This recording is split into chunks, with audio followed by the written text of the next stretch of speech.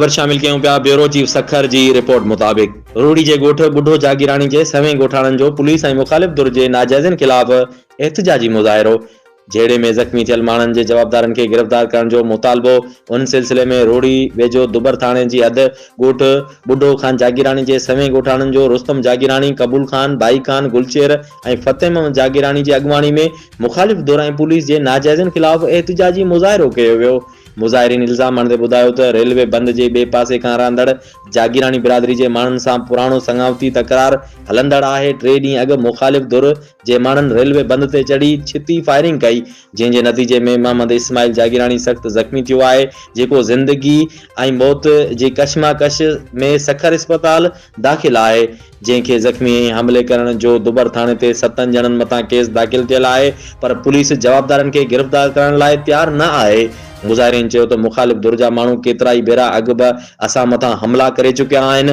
कुझु ॾींहं अॻु बि झांगड़े थाणे जी हद में रस्ते वेंदड़ गुलशेर जागीराणी ऐं 12 सालनि जे वहीद खे लठियूं हणी सख़्त ज़ख़्मी कयो वियो हो। उन वाक़े जो बि झांगड़ो थाणे ते NC दाख़िल आहे। मुख़ालिफ़ धुर पारां ॿारड़े खे अगवा करण जो कूड़ो इल्ज़ाम बेबुनियाद आहे। मुज़ाहिरीन IG Sindh, DIG Sukkur, SSP Sukkur खां मुतालबो कयो आहे त पुराणे संगावती तकरार तां जागीराणी बिरादरी जे ॿिनि धुरियुनि में थियल झेड़े जो नोटिस वठी असांजे मथां हमलो कंदड़ जवाबदारनि खे गिरफ़्तार करे इंसाफ़ ऐं तहफ़ुज़ ॾियारियो वञे।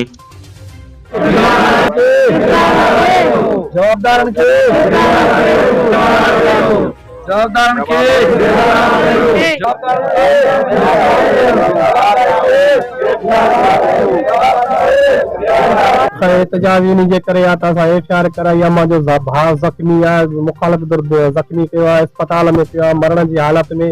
SHO साहब वटि FIR कराई आहे, असांजो जवाबदार गिरफ़्तार नथो करे पियो।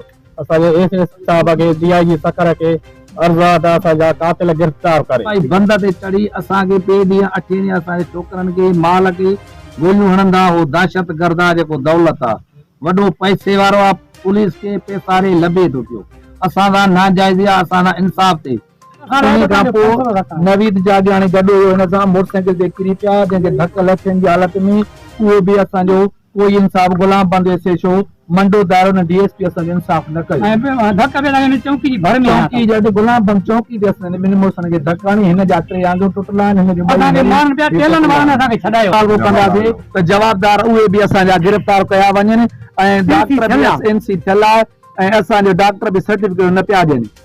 फोटू असां वटि, एक्सरा, हर शइ असांजा पिया आहिनि। इस्माइल वारा बि माण्हू ज़ख़्मी थियनि, 7 ॼणा गिरफ़्तार थियनि ऐं 9 ॼणा असांजा हिन FIR में आहिनि, जन मोटरसाइकिल ट्रेन ते अची 9 ॼणा असांजे NC कटियल आहे। उहे असांजा माण्हू बि गिरफ़्तार कया वञनि।